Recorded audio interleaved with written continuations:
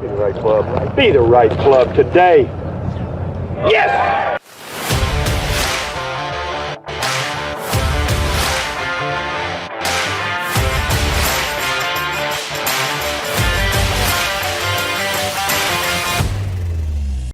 Welcome to episode 5 of season 2 Be the Right Club Today podcast. How are you? I'm good, Jamie. Good. I'm excited for today's episode. We get Tim Yelverton on, who is a short game coach who used to work with the other Jamie when Jamie was back on the tour. So we're excited to talk about short game with him. And what are you looking forward to, Hal? I'm looking forward to talking about Riviera here. Yeah. You know, I've got a lot of memories around Riviera. And John Rahm has continued to be dominant, and when the Spaniards get dominant, what was that the famous, I think it's Fernandez, whatever his name was, the conqueror way back when, they said, burn the ships. And when he got off, he said, burn the ships. If we go home on their ships. Well, the truth is that's what the Spaniards do. They go down with the ship. Yeah. And they're hard to beat. And as you can see, John Rahm is hard to beat right now. Yeah, he's in incredible form. And he's looks fired up and determined to hold on to that. Or back to number one, but to hold on to it. The one thing you see with them is their determination. Yeah. You used that word. He looks determined all the time. Mm-hmm. He's on fire the whole time to make birdies, and to not make mistakes. Mm-hmm. He gets mad at himself when he makes mistakes. Yeah. And he's fired up. He's got high expectations. Yeah. And he's performing at that level right now. I'm sure he's meeting them. Maybe not. Maybe he's still unhappy about a few things in the game. But I don't know. That was number one in the world. I'd be pretty happy. Max Homa, he's been in some form as well. He's really, the last couple of years, he's one of the players that's won the most tournaments the last few years. I love his golf swing. Yeah. And, he too has a lot of determination, the emotion that he felt when he didn't win this year because, people were out there and he wanted to show them that he could win there. But we haven't heard the last of Max. He looks great and some good scores ahead. Yeah. I'm looking forward to seeing how he do in the majors this year and, Ryder Cup. It'll be fun watching. Yeah, I'm excited to see it. For you, you've had a lot of success at Riviera, obviously. Why do the players love it so much? That's a great question. The history, for one thing, every great player's played Riviera, and the clubhouse, the finishing hole, the variety of shots. Yeah.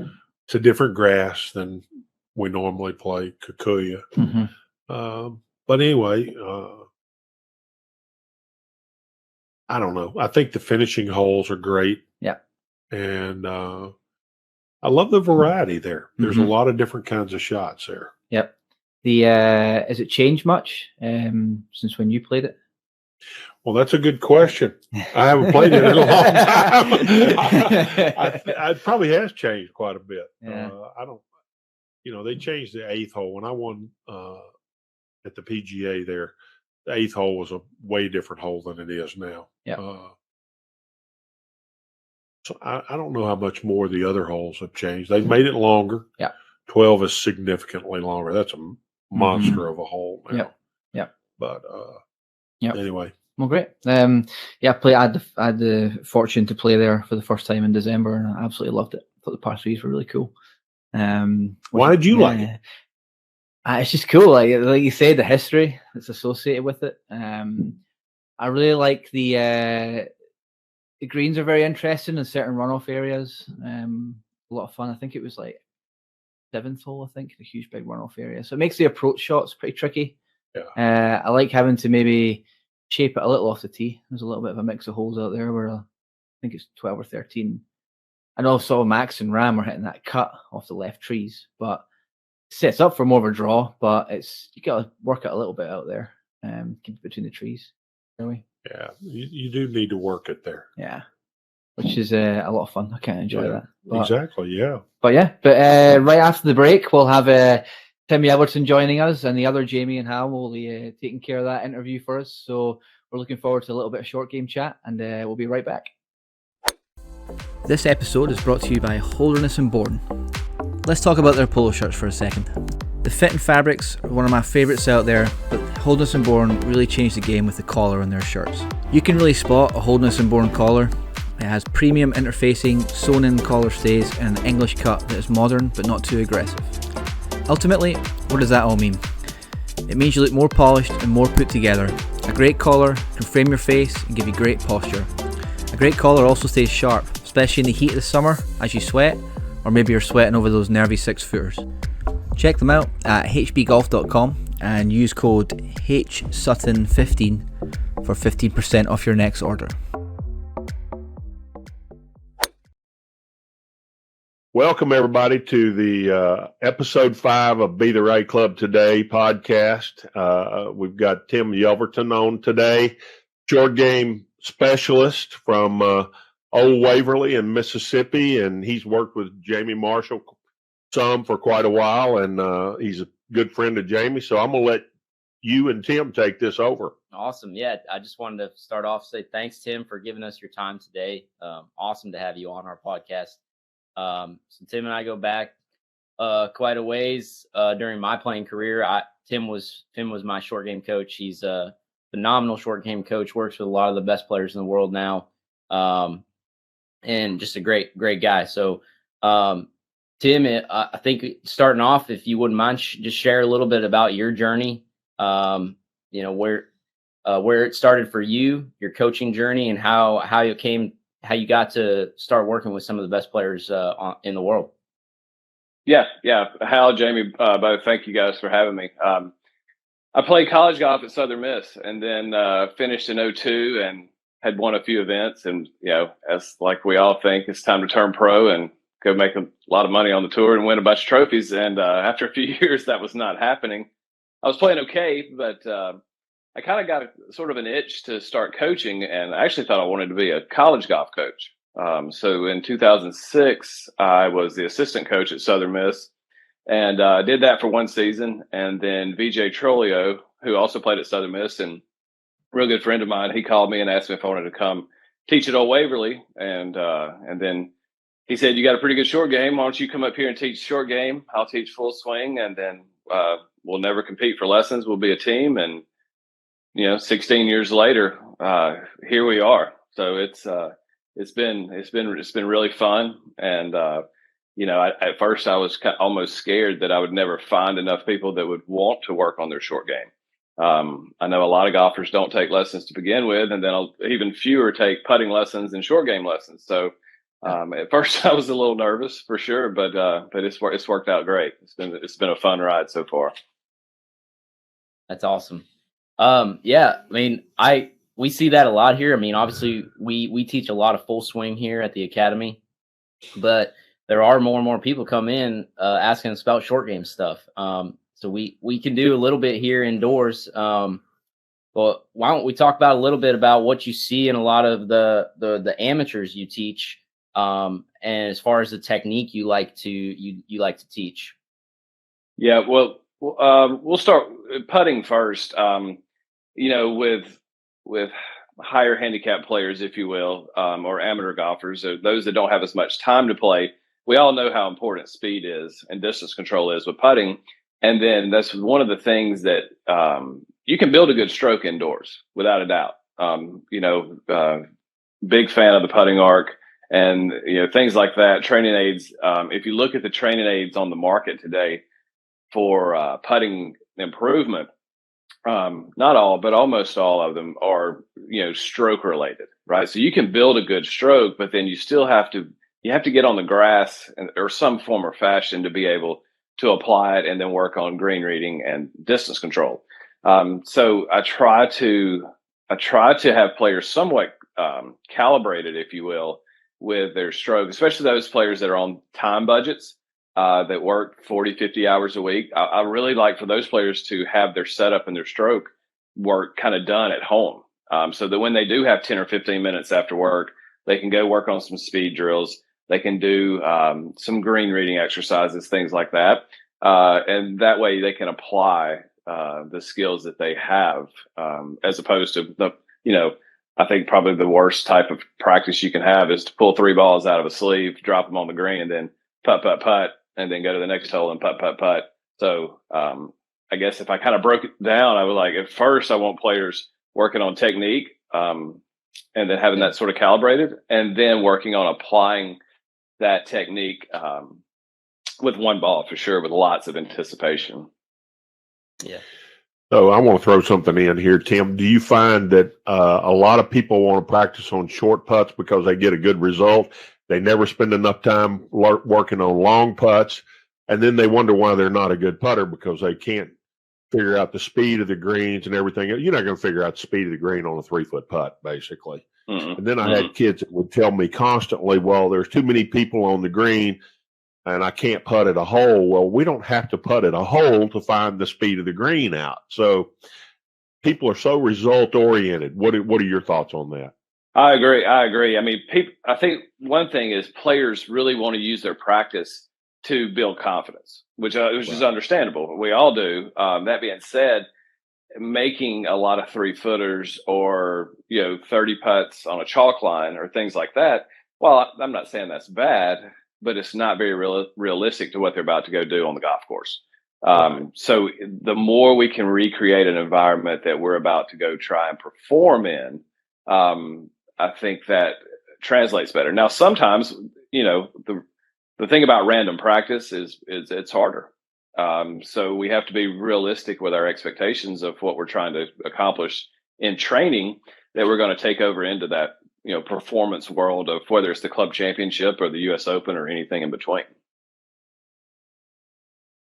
That comes down to basically structuring your practice, right? So yeah, I know we did this a lot, but I mean, I can ask you: do you still do this with your tour, like your elite players? Obviously, they've got a training piece and transferring that training, and then it's testing themselves out for competition. Correct?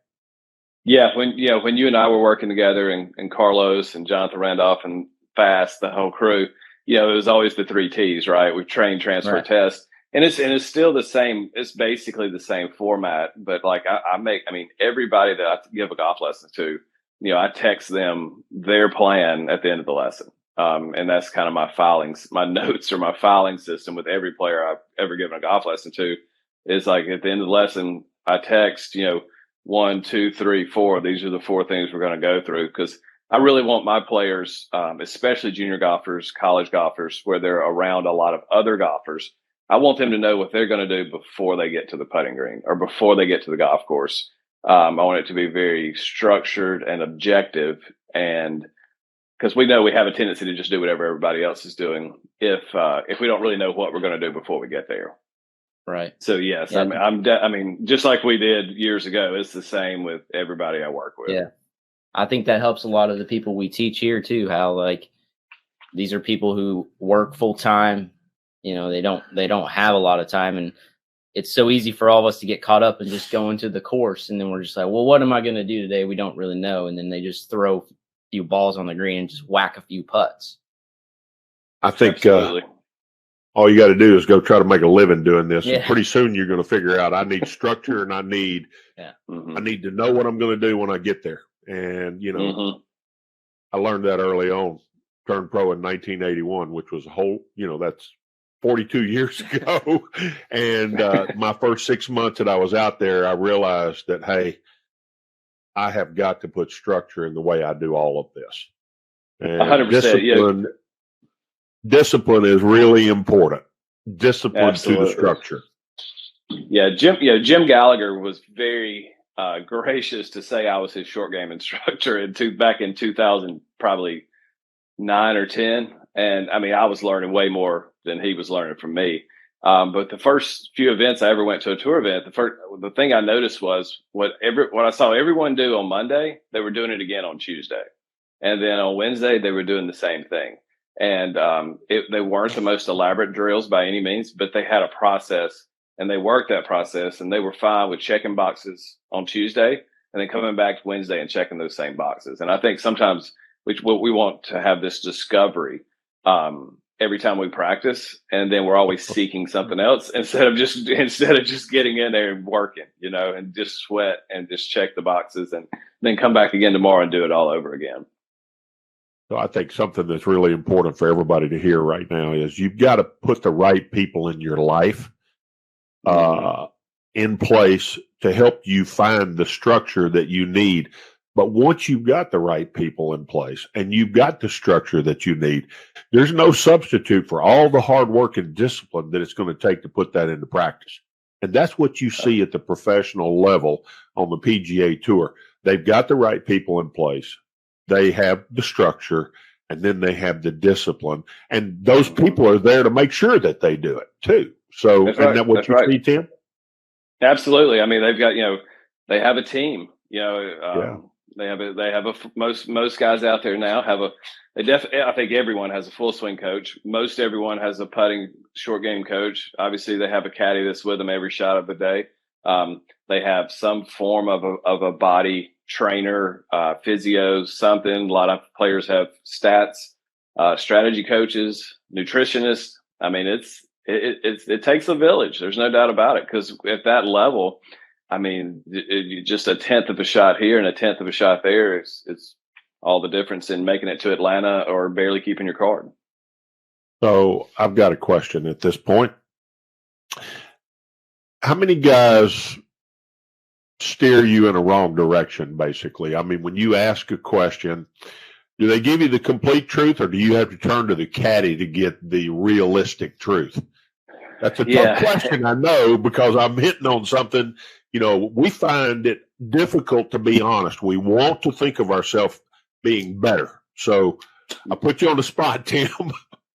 No, listen, I love that question because look, golf is so emotional, right? So it's so emotional that if we 3-putt the last hole, our putting is a disaster. Or if we had a great up and down, then now I'm an awesome bunker player on the last hole or whatever. So we have a very short-term memory. Now, that being said, Shot Tracker has helped immensely with my job.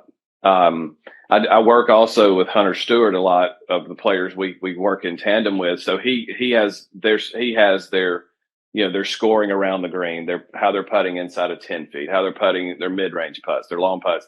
So the more objective we can make our feedback and our analysis, then it's easier to get in there. Now, that being said, we as golfers are humans, and humans are emotional, and we have a hard time.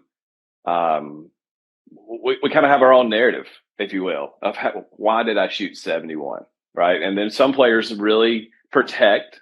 If they believe they're a great ball striker, they'll protect their ball striking and they'll blame their putting. And then some players just the opposite. So we all kind of have this one little section of our game that we beat up, and then we have this one section of our game that we protect. So I would say almost everybody has a tendency to not necessarily manipulate, but it could be let's just say it's an emotional answer to how they're doing. So, but stats are so much better on tour now. I wish the college teams are a little behind, but they're picking up the LPGA. I wish I worked with a couple ladies out there. I can't wait they're trying, they're close, they're closing in on it, but it's going to be nice when they get the same stats. And then obviously the amateur golf is the more stats we have, the more information we have. And then the coach and the player and the team can make a better, more informed decision for sure. I think too, for at least the amateur players that we're teaching every day, I think expectations can play a big role too, like falling right into that. So many people, their expectations really don't match up with skill, or even like we'll show them what PGA Tour guys do, and they're blown away what their stats are. Yeah. And also going back to what Hal was saying earlier, with like putting, you want to feel good. And so you hit a lot of short putts and you want to gain this confidence, right? I just see players' expectations, honestly, too low in practice and then too high and when it's time in competition. They don't push themselves hard enough in practice.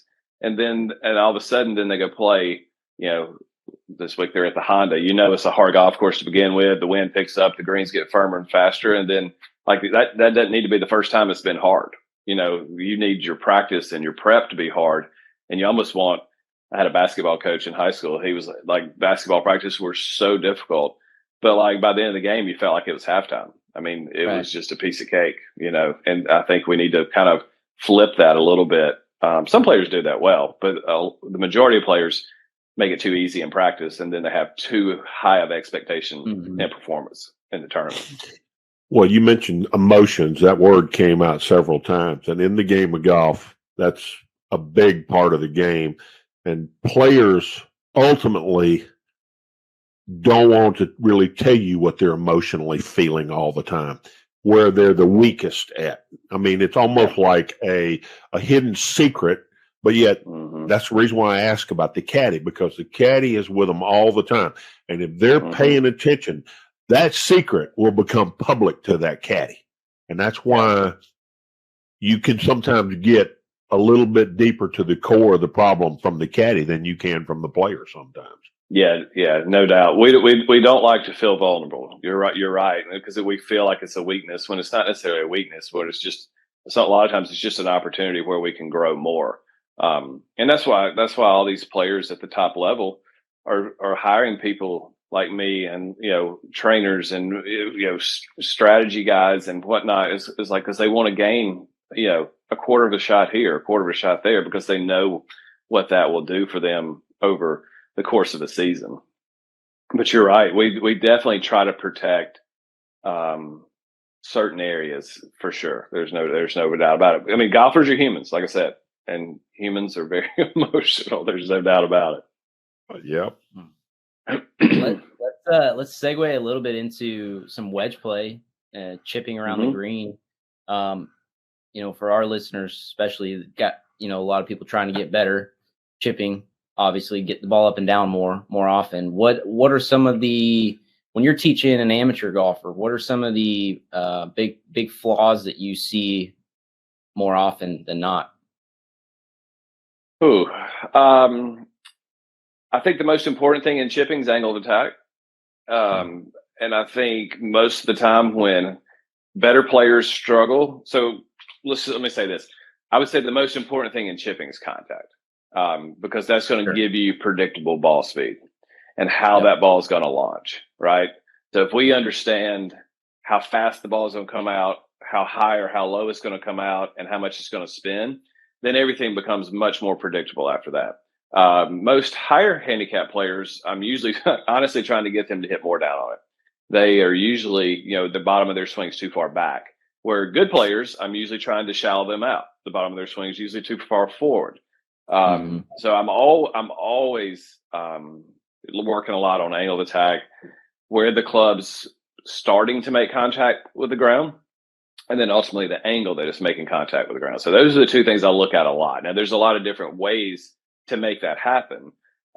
You can go from setup changes to delivery changes, technique, swing styles, things like that. But ultimately, it all boils down to two things. Where does the club start to touch the ground, and what angle does it touch the ground?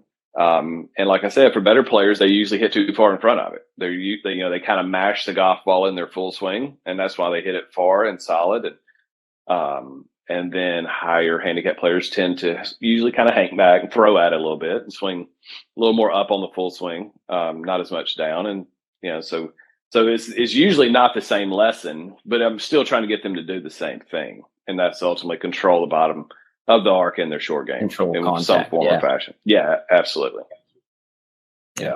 Because honestly, like if a player goes out there and just hits every chip shot solid, they're going to be in you take a few outliers out of the way where they just are just completely dead and they're short sighted and they cannot get this ball up and down. They're going to chip it inside of about a 10 or 12 foot circle. And then from there, to trim that proximity down from 10 or 12 feet to 5 or 6 feet or 3 or 4 feet, then it's like, okay, let's make sure we're anticipating the lie correctly. How does the ball want to come out? What would be my optimal landing area, trajectory? I always tell players all the time, when we're assessing lies, the lie of the golf ball, and then the ratio of how far the ball has to fly, like our minimum force carry and then how much it can roll. Those two things really set the tone for the shot. So once I've worked with a player's contact, then that's definitely the second piece that I move into is lie assessment for sure. I think that's something people just forget a lot of times too. Like they don't get up to their ball. They don't even think about the lie. They're just looking at what's out there. Like, what do I have to do? And they totally forget about one of the most important things is how's that ball sitting on the ground. Yeah, that was the first thing I looked at whenever I was playing. Yeah. What is the lie? Because I 100%. can't make any decision before I know that. Mm-mm. And that's one thing you can't change unless you play, obviously if you play the ball up. But like you can't change the lie. You can't change the ratio of the shot. So then from there, that dictates the shot we should choose. So a lot of times players choose the shot they're going to hit before they even see their ball. And that's when you really see the bad shots. The thin shots or the chunks is when you're really trying to do something that the lie doesn't promote. That's right. When you really struggle the most. Yeah. Well, being here in Houston, our number one thing when people come in here is we play off soft, tight, wet, grainy grass. And everybody, Absolutely. How do I chip into the grain? Mm-hmm. What are your thoughts on that? It's the hardest shot there is. I mean, so one of the little checklists I'll have players go through is the first thing is to assess how high or how low the ball is sitting up. And then secondly, what's the resistance underneath the ball? There's a few other things, but those are the main two things. And so when a ball's sitting down and is soft underneath it, that's the hardest combination. Well, the easiest combination is when it's sitting up and firm underneath, right? So that would be the other end of the spectrum. But when that ball is sitting down, we got to swing enough down to get under it, but then we can't swing too much down that we go too far underneath it, right? Because there's no resistance. So I kind of have this little saying in Honda, being so grainy, I know you know how hard it is to chip at that course. I always tell players it's either A or B and there is no C. So like when you have that soft, wet, grainy lie, we're either going ball back and we're going to go ball first and we're going to take a divot after the ball, kind of back foot stab. And we're expecting that golf ball to come out low and we're expecting it to come out fast. Or we're going to have the face more open and maybe the ball a touch more forward. And we're expecting and we're going to land the club behind the ball and we're going to commit to swinging hard because we know that ball is going to come out slow. I'm not saying bunker shot, but trending in that direction. Certainly a pitch shot, like similar to a rough shot, because if you kind of straddle the fence and you go in the middle, then your loft and your speed never will match up. So you're guaranteed to hit a bad shot. So you either got to go ball back, low speed, low loft, or go ahead and open up the face, high speed, high loft, and don't hedge your bets for sure. So one of the things that I think it's the timing is right now. Let's talk about leading edge and bounce right now. And how often, and release is part of that, or not release. And so many poor players, they want to feel a release. How much does that play into the short game? If you're going to use the bounce, you can't release it. I don't. Right. I think sometimes the golfing world in general, they feel like the only way they can use the bounce is if the club moves this way, right? If they throw the club head past the hands. They're like, if I don't have a vertical shaft at impact, then I can't use the bounce. And the key is not to use the bounce in those lies as much as it is to get the leading edge up. Now I know that's maybe a little bit of a play on words, but like if you just get players thinking about, okay, when I come in here, how can I get that lead edge up? Well, I mean, you can get the lead edge up and never throw the club head past your hands, right? So you can twist the face just a little open, twist that shaft just a touch, the lead edge rises, and now you're using the bounce, and you can still have a little bit of shaft fling, right? I mean, there aren't many players, good players anyway, that really hit the golf ball with a true vertical shaft. I mean, it gets vertical quickly right after it touches the ball a lot of times, sure, but it's still slightly leaning forward for most all shots. Now they don't turn it down, this way, right? So like one thing I work on let's just say it's a right-handed golfer. Like I really like to see if they have a FootJoy glove. I really like seeing that FJ kind of feeling like the FJ is looking at the sky, and that's a good way to get the lead edge up out of the ground and not feeling like you still have to like you have to throw the club head past your hands, because that is one way to use the bounce, but it's very dicey when it comes to the bottom of the swing, like we were talking about a few minutes ago. Like, where's the club going to hit the ground? What angle is it going to hit the ground? And then I think it gets less consistent the harder we start trying to throw the club head past our hands. So I prefer probably a little bit more shaft lean than I think maybe just the average person would think. But I also prefer a club face that's a little bit more open to counterbalance that. So we still have plenty of loft, and we're still using the trail edge without having to throw the club head so hard past our hands. So in American golf, we play the ball in the air most of the time. We don't use the ground nearly as much. You play in Scotland, they're using the ground all the time. I've seen this for years. The European players are better around the greens than the Americans have been, predominantly because they know how to use the ground. I think we've gone so far to the lob wedge and playing the ball up in the air. I mean, what are your thoughts on that? Yeah, I think there's a couple things that have changed. I mean, tournament golf, the rough's higher, the hole locations are on the edges, the greens are firmer and faster. So in a sense, we're kind of pushed to use that more, especially if we short side ourselves. Going back to, I'm 43. When I grew up playing golf, I was playing baladas, and so back then you would use a little bit higher loft wedge, put it back in your stance, kind of hit down on it because it'd spin a lot. You didn't have to hit it high and soft. I like to see young players, and BJ would certainly echo this too. We like seeing younger golfers, grow up with less loft, because then it teaches them how to properly use the loft of the club and gain loft.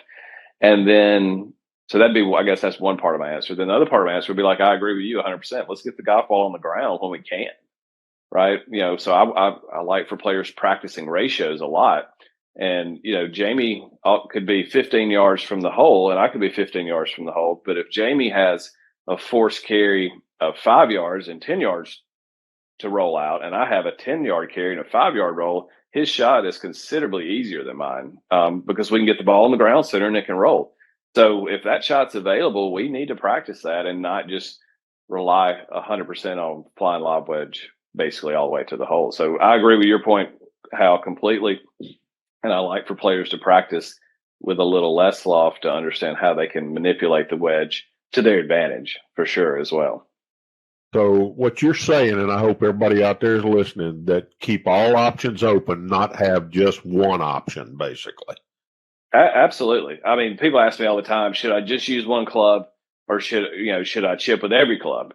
And my answer is, like most golf instructors, it depends. But I think about 3 clubs is probably kind of where I fall. I mean, we need to practice with our highest lofted wedge, whatever it may be, some form of a gap wedge, sand wedge, 52, 54, whatever that next wedge is.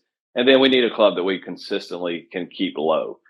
Maybe a 9-iron, maybe a pitching wedge, depends on the player's preference. But I don't think we have to have 5 or 6, 7 clubs that we use. There's not much that we can do with an 8-iron. We can't do with a 9-iron. Sure. They're carrying a hybrid. And that hybrid is pretty useful at times. So hey, I saw a ton of hybrids this week, Monday, Tuesday, and Wednesday. There were lots of hybrids out this week, 100%. And it is a good shot if you practice it. Like, just because you just need to know like we were talking about earlier. You just need to know that initial ball speed, because it moves the ball from a launch and a spin condition that we want for those shots. We just got to be used to how's that ball going to first come off the face. And if we know that, it is a great shot to have. I agree 100%. And what about in the bunker? Would you agree? Same thing there. You got to be able to use multiple clubs. Mm-hmm. Yeah, the bunker shots. Yes, for sure, multiple clubs. Everybody kind of has, maybe there's 2 cutoffs. There's a cutoff at some point where we start hitting ball first.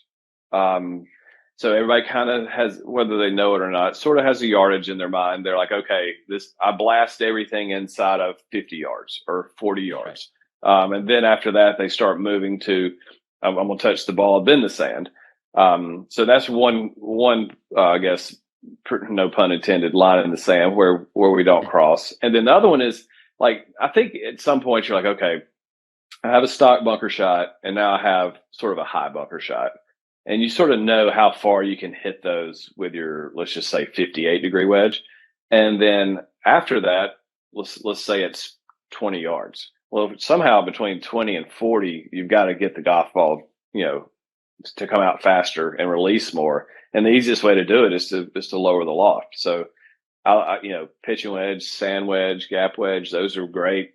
I'm a big fan of players using pitching wedges more like the blade style pitching wedge, like their sand wedge and their lob wedge and the gap wedge, more so than looking like they're 9-iron. For multiple reasons, I like the sole better, and then the grooves are much more aggressive. So I really like to see players. Usually it's a 46. I really like players having a 46 that looks like their sand wedge, more so than a pitching wedge that looks like they're 9-iron. It's so much better around the green. Now you'll lose a couple. Yeah. I mean, you'll lose a couple yards out of the fairway. There's no doubt, right. Just because you have better grooves. But it's so much better to use for long bunker shots, chipping. Even if you wanted to hit one out of the rough, I mean, it's just so much more versatile around the green. Yeah. So you used a couple of things there I want to call attention to. You used 58-degree wedge, and you used a 46-degree pitching wedge. I could never use a 60-degree sand wedge because it seemed like I could never hit it hard enough. So I played a 58-degree wedge. And everybody's going to less loft. You mentioned that earlier. Y'all like less loft in some cases. But to me, 46 degrees on a pitching wedge was a must because we use our pitching wedge more for scoring than we do anything else. So you need to get a loft that you feel like you can score with, which is what I think you were talking about. Yeah, that's right. I mean, you want your gaps right out of the fairway for sure. And I don't really like to see gaps 20 yards max between wedges, 15 preferably. And then without a doubt, a 58 is so much easier to hit out of the fairway than a 60 is. Now, if you have a player, let's say you have a player maybe with a strong grip or flex left wrist. Everybody thinks about Dustin Johnson. Obviously, he's a great player. Now, short game specifically, that 60 might be a little better for players like that around the green. But the 58 out of the fairway is so much easier than a 60 out of the fairway for any shots from, I would say, literally from 40 to 90. Those shots with a 58 are much easier to control the flight, and you're not having to swing so hard and get unpredictable spin and launch angles with that 60-degree wedge for sure. I agree. What are as far as wedge play, now we're talking about it, what are the characteristics you see with like elite players as far as trajectory and maybe angle of attack? How hard are they trying to hit their wedges? We see a lot of players come in here, obviously just amateur golfers trying to get better, but they're trying to hit those clubs so far, so hard, at one speed, right? What are your thoughts on that? Yeah. I mean, I say it all the time when I see people just literally grunting, full swing, jumping out of the ground with lob wedges. I'm like, bud, you got 12 more clubs that'll go farther than that. Like, let's relax for a second, right? I mean, slow down. I mean, TrackMan really, it's been out for a while now, but they really got, I guess, maybe woke everyone up to the idea of like, let's get this thing launching around 30, low 30s. Higher handicap players certainly have a hard time launching the golf ball low with their wedges. I mean, they really throw a lot of loft at it. And then when you throw a lot of loft at it, you have to throw a lot of speed at it. And then you just have those balls that just go straight up, straight down, where you go on a tour range or just, and you see these wedges coming out so much flatter. And then they ultimately spin more than the ball that's, taken off on whatever groove 8 with a delivering 45 degrees aloft and it's, shooting straight up in the air. Right. I definitely like seeing more controlled swings, launch angles, low 30s for sure. Even, if you start moving into your gap wedges, it's probably even a little below 30. Lob wedges, maybe just over 30. But just the standard of 30 is a good baseline for players to shoot for. And then I like players to sort of have 3, calibrated, predetermined numbers they can hit in the dark. Like I want players to be able to just hit into it. Absolutely. Just hit into a net, or like literally if you were hitting to, we don't have many holes like this in the US, but if you were hitting to a blind shot where you couldn't see the flag, but it's 67 yards, how close can you hit it to 67 without seeing the flag? Our eyes and our visuals are only going to help us more. But if you can get a player to do that pretty well without seeing the flag, just think how good they're going to be when they can see the target. So with each wedge, I like 3 numbers. And then going back to the gapping, it's like if you have 3, then they kind of stair step one another as far as like the full sand being the 3/4 gap. And so then you have same numbers, but completely different shots as far as the launch, the spin. So, you may, if the flag's on the front, it might be a full sand wedge, but if it's the same number to a back flag, it might be a 3/4, whatever your next wedge is. Gap wedge. How do you teach people those 3 different distances? I definitely give them some flexibility on what they want to call it. And then, they can, the clock system, obviously everybody, with Pels, has been using that terminology for a long time. If some players like body positions, as far as like maybe a shoulder, chest, hip, everyone takes it back further than they think they do, which is fine. I don't even worry with that. I just want it to be sort of an internal calibration. I want them to feel like if they feel like it's their hip, but it really goes to their stomach, and then they feel like their stomach, but it really goes to their shoulder, and then their shoulder, and it really goes to their ear. That's fine. It's like I just want it internally calibrated to their feel. So clock, half, 3/4 full, body parts, anything like that is fine. Yeah. But they do need to have sort of you get in trouble for saying the word position a lot, but like they do need to kind of have a place they're swinging to on the back swing and the forward swing, to have those sort of 3 predetermined shots with each wedge. Well, Tim, this has been great. I think we packed in a lot of stuff in a short period of time here. Very informational. I hope everybody out there is paying attention, because short game makes up more than half of your shots a lot of the time. Yeah, it does. 40% with the putter, and over half once you throw that sand wedge and lob wedge in there. So that's exactly right. There's a lot of work there. And we spend a lot more time working on our full swing than we do on the short game, and we can probably save more shots with the short game. Absolutely. No doubt about it. Thanks again for being on Be the Right Club, Being the Right Club Today podcast. And Jamie, thank you. And thanks. Absolutely. Absolutely. Jamie, Hal, thank you guys. Y'all have a good week, and good chatting with you guys. All right. Thanks, you, Tim.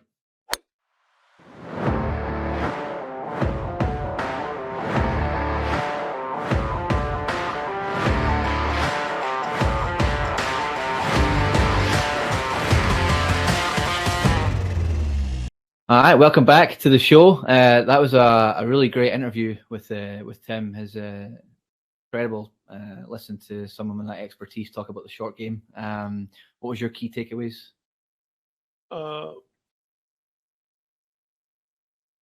Structure. Yeah. One of the things that he talked about, and I totally agree with this, have a plan and the discipline to do what you set out to do. Yeah. If you don't, you're going to do what everybody else is doing. Yeah. And he talked about that right off the bat, and I think that was really important. Yeah. Well, the other things that he talked about was the loft of the clubs and launching it correctly, a little bit more of a lower launch, under 30 degrees or right around 30 degrees launch. Most everybody with wedges are launching it a lot higher than that. Yeah, we see a lot of guys in here taking that lob wedge and going full out at it, and that thing's coming out really vertical. Yeah, hard to control. So yeah, he talks a lot about with TrackMan, the introduction of the launch monitors. It's at 30-degree numbers, like an area he likes to get the launch down in. Yeah.